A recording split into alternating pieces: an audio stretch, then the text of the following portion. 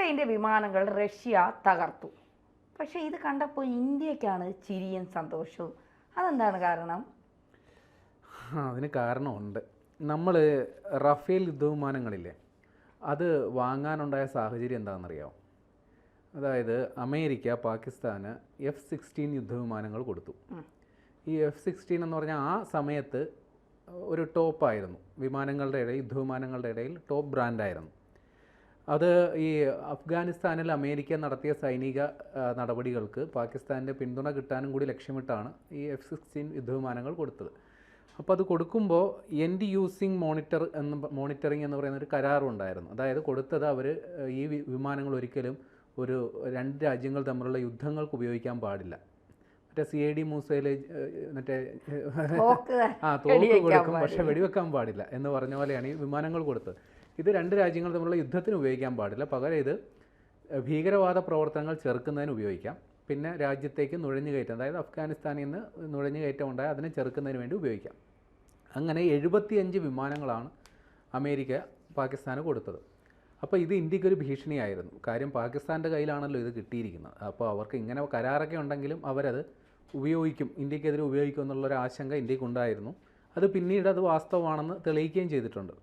കാരണം 2019 ബലാക്കോട്ട് സൈനിക നടപടി ഉണ്ടായ സമയത്ത് ഒരു F-16 വിമാനം ഇന്ത്യ വെടിവെച്ചിട്ടിരുന്നു പാകിസ്ഥാനിൽ. പിന്നെ ഈ ഓപ്പറേഷൻ സിന്ദൂറിൻ്റെ സമയത്തും ഇന്ത്യയുടെ ആക്രമണത്തെ ചെറുക്കുന്നതിന് വേണ്ടിയിട്ട് F-16 എത്തി എന്നാണ് നമ്മുടെ വിലയിരുത്തൽ, നിഗമനം. അപ്പോൾ പാകിസ്ഥാൻ ഈ ഇങ്ങനെയുള്ള കരാറൊക്കെ ഉണ്ടെങ്കിലും അത് ലംഘിക്കുന്നു എന്നുള്ളത് ഇന്ത്യക്ക് അറിയാം. ഇപ്പോൾ ഈ കരാർ ലംഘിച്ചാൽ അതിനും ചില പ്രശ്നങ്ങളൊക്കെ ഉണ്ട്.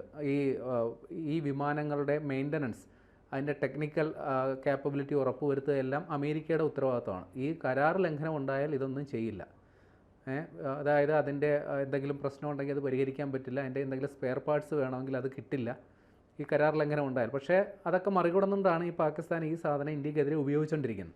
അപ്പോൾ ഇന്ത്യയെ സംബന്ധിച്ച് അതൊരു തലവേദന ആയതുകൊണ്ടാണ് ഈ F-16 വെല്ലുന്ന ഒരു വിമാനം ഇന്ത്യക്ക് വേണമെന്ന ചിന്ത വന്നു. അങ്ങനെയാണ് ഇന്ത്യ റഫേൽ വിമാനങ്ങൾ വാങ്ങിയത്. ഇനി റഷ്യയിൽ എന്ത് സംഭവിച്ചു എന്ന് നോക്കാം. ഈ അമേരിക്ക ഈ F-16 യുദ്ധവിമാനങ്ങൾ ഉക്രൈനും കൊടുത്തിരുന്നു. അവർ റഷ്യക്കെതിരെ പോരാടുകയാണല്ലോ. ഈ യുദ്ധവിമാനങ്ങൾ ഉക്രൈൻ റഷ്യക്കെതിരെ ഉപയോഗിക്കുകയും ചെയ്തു. പക്ഷേ കൃത്യമായി 3 എണ്ണം റഷ്യ ഇത് വെടിവെച്ചിട്ടു. അത് ഉക്രൈന് സമ്മതിക്കുന്നുണ്ട്. കൃത്യമായി പറഞ്ഞാൽ ഓഗസ്റ്റ് 2024, ഏപ്രിൽ 2025, കഴിഞ്ഞ മെയ് 16, ഈ 3 പ്രാവശ്യവും വിമാനങ്ങൾ F-16 തകർക്കപ്പെട്ടിട്ടുണ്ട്. പക്ഷേ ഉക്രൈൻ അത് പറയുന്നത് യന്ത്ര തകരാറ് കൊണ്ടും പിന്നെ അവരുടെ തന്നെ മിസൈൽ പതിച്ചിട്ടുമൊക്കെയാണ് വിമാനം വീണതെന്നാണ് പറയുന്നത്. പക്ഷേ റഷ്യയെ സംബന്ധിച്ച് അവർ അങ്ങനെയല്ല പറയുന്നത്. അവരുടെ കയ്യിലുള്ള S-400 എന്ന് പറയുന്ന വ്യോമ പ്രതിരോധ സംവിധാനവും R-37 എന്ന് പറയുന്ന മിസൈലുകൾ ഉപയോഗിച്ചാണ് ഈ F-16 വിമാനങ്ങളെ തകർത്തത് എന്നാണ് അവർ അവകാശപ്പെടുന്നത്. ഇനി ഇതിൽ വന്ന ഒരു രസകരമായൊരു സംഗതി കൂടി പറയാം. ഈ അമേരിക്ക ഉക്രൈന് ഈ F-16 യുദ്ധവിമാനങ്ങൾ കൊടുത്തപ്പോൾ ഒരു വ്യവസായി, അയാളുടെ സ്ഥാപനത്തിൻ്റെ പേര് ഫോറസ് എന്നാണ്. ഈ ഫോറസ് റഷ്യൻ സേനയ്ക്ക് വേണ്ട യുദ്ധോപകരണങ്ങൾ കൊടുക്കുന്ന ഒരു കമ്പനിയാണ്. അപ്പോൾ അതിൻ്റെ CEO ഒരു സെറി ഷെമറ്റോവ്, റഷ്യൻ വാക്കാണ്, എനിക്ക് കൃത്യമായ പേര് അങ്ങനെ പ്രൊനൗൺസ് ചെയ്യാൻ പറ്റുന്നു. ഇയാൾ ഒരു ഓഫർ കൊടുത്തിരുന്നു. ഈ F-16 യുദ്ധവിമാനങ്ങൾ വെടിവെച്ചിടുന്ന സൈനികർ ആരാണോ അവർക്ക് പാരിതോഷികം കൊടുക്കുമെന്ന്. അങ്ങനെ 12 പേരെ, ഈ 3 ഇൻസിഡൻ്റായിട്ട് തിരഞ്ഞെടുക്കപ്പെട്ട 12 പേർക്ക് $2000 വീതം റഷ്യ ഈ പറയുന്ന വ്യവസായി ഒരു സമ്മാനം കൊടുത്തു.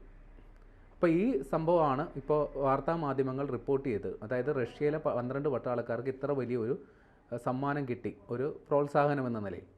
ഇനി ഈ S-400 എന്ന് പറയുന്ന സാധനം ഇപ്പോൾ നമ്മുടെ കയ്യിലുമുണ്ട്. അതിനെയാണ് നമ്മൾ സുദർശന എന്നൊക്കെ വിളിക്കുക. ഈ ഓപ്പറേഷൻ സിന്ദൂർ നടന്നപ്പോൾ പാകിസ്ഥാൻ്റെ വ്യോമ ആക്രമണത്തെ നമ്മൾ ചെറുക്കാൻ ഉപയോഗിച്ചത് ഈ S-400 ഉപയോഗിച്ചിട്ടാണ്. അത്തരത്തിലുള്ള ഒരു 3 S-400കളാണ് ഇപ്പോൾ ഇന്ത്യക്കുള്ളത്. ഒരു 2 എണ്ണം കൂടി റഷ്യ താമസിയാതെ നമുക്ക് തരും. ഏതാണ്ട് 2018 തയ്യാറാക്കിയ ഒരു കരാറാണ്.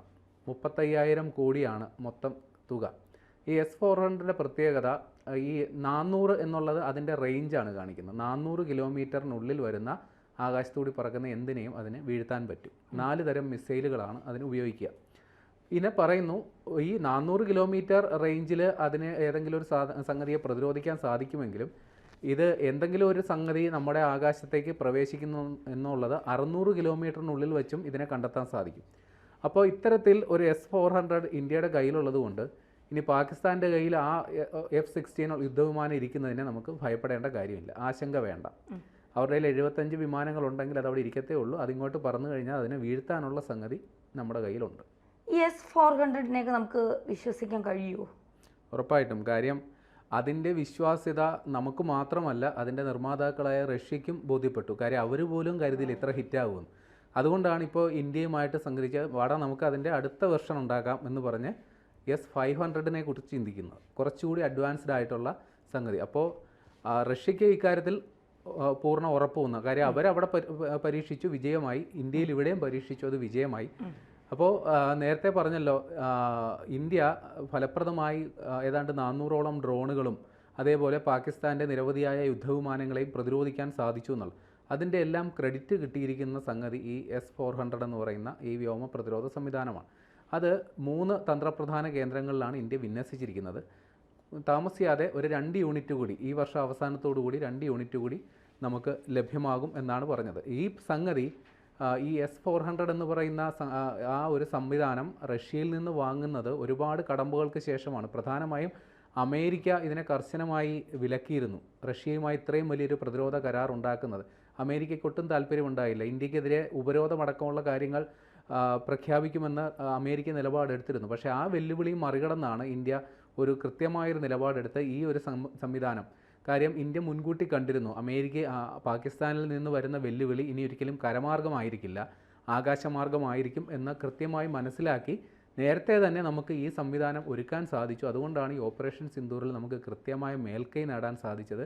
പാകിസ്ഥാൻ്റെ വ്യോമാക്രമണത്തെ കൃത്യമായി നമുക്ക് പ്രതിരോധിക്കാൻ സാധിച്ചു. അതുകൊണ്ട് ഇനി എത്ര വലിയ യുദ്ധവിമാനം പാകിസ്ഥാൻ്റെ കയ്യിലുണ്ടെങ്കിൽ അവർ 5ാം തലമുറ യുദ്ധവിമാനങ്ങളെക്കുറിച്ചൊക്കെ ചിന്തിച്ച് തുടങ്ങിയിട്ടുണ്ട്. അതിനെയും നമുക്ക് ഈ സംവിധാനം ഉപയോഗിച്ച് തന്നെ ഇപ്പോൾ S-400-ൻ്റെ അടുത്ത വെർഷൻ വരുന്നുണ്ടല്ലോ, S-500, അത് ഉപയോഗിച്ചും പ്രതിരോധിക്കാൻ സാധിക്കുമെന്നുള്ളൊരു വിശ്വാസമാണ് ഇന്ത്യൻ സേനയ്ക്കുള്ളത്. എന്തായാലും നമ്മുടെ യുദ്ധവിമാനങ്ങൾ, നമ്മൾ തദ്ദേശീയമായി നിർമ്മിച്ചത് അടക്കമുള്ള യുദ്ധവിമാനങ്ങൾ, അതിൻ്റെ മൂർച്ച എത്രയാണ് എന്നുള്ളത് പാകിസ്ഥാൻ അടക്കം അറിഞ്ഞിട്ടുണ്ട്. അതുകൊണ്ട് തന്നെ റഷ്യയുമായി കൂടുതൽ കരാറുകൾക്ക് നമ്മൾ തയ്യാറാവാൻ സാധ്യതയുണ്ടോ? ഉറപ്പായിട്ടും. ഈ 5ാം തലമുറ യുദ്ധവിമാനങ്ങളെക്കുറിച്ച് ഇന്ത്യ ചിന്തിക്കുമ്പോൾ സുഖോയ് വിമാനങ്ങളെക്കുറിച്ചാണ്. Su-57 എന്ന് പറയുന്ന പുതിയ വിമാനങ്ങൾ റഷ്യയുമായി സഹകരിച്ച് ഇന്ത്യ വാങ്ങാനായിട്ടുള്ള ധാരണയായിട്ടുണ്ട്. അതുകൂടാതെ ഈ സുഖോയുടെ തന്നെ ടെക്നോളജി നമുക്ക് റഷ്യ തന്നിട്ടുണ്ട്. നമ്മൾ ഇന്ത്യയിൽ തദ്ദേശീയമായി തന്നെയാണ് അത് അസംബിൾ ചെയ്തെടുക്കുന്നത്. ഇതുകൂടാതെ ഇന്ത്യയുടെ തേജസ് വിമാനങ്ങളും ഏതാണ്ട് 87 എണ്ണം കഴിഞ്ഞ വർഷം നമ്മുടെ സേനയുടെ ഭാഗമാകേണ്ടതായിരുന്നു. പക്ഷേ അതിന് ചില സാങ്കേതിക പ്രശ്നങ്ങളുണ്ടായിരുന്നു. അതിൻ്റെ എഞ്ചിൻ അടക്കമുള്ള കാര്യങ്ങൾ വിദേശത്ത് നിന്ന് ലഭ്യമാകേണ്ടതുണ്ടായിരുന്നു. ആ തടസ്സം ഇപ്പോൾ നീങ്ങിയിട്ടുണ്ട്. വലിയ താമസമില്ലാണ്ട് തേജസ് യുദ്ധവിമാനങ്ങളും ഇന്ത്യൻ സേനയുടെ ഭാഗമാകും. അതുകൊണ്ട് ഇന്ത്യ ഒരുങ്ങി ഇറങ്ങുകയാണ്. പാകിസ്ഥാൻ എത്ര വലിയ യുദ്ധോപകരണങ്ങളും പടക്കോപ്പുകളും കൂട്ടിക്കോട്ടെ, അത് ഇന്ത്യയെ സംബന്ധിച്ച് അതൊരു വിഷയമേ അല്ല എന്ന തരത്തിൽ കാര്യങ്ങൾ പുരോഗമിക്കുന്നുണ്ട്.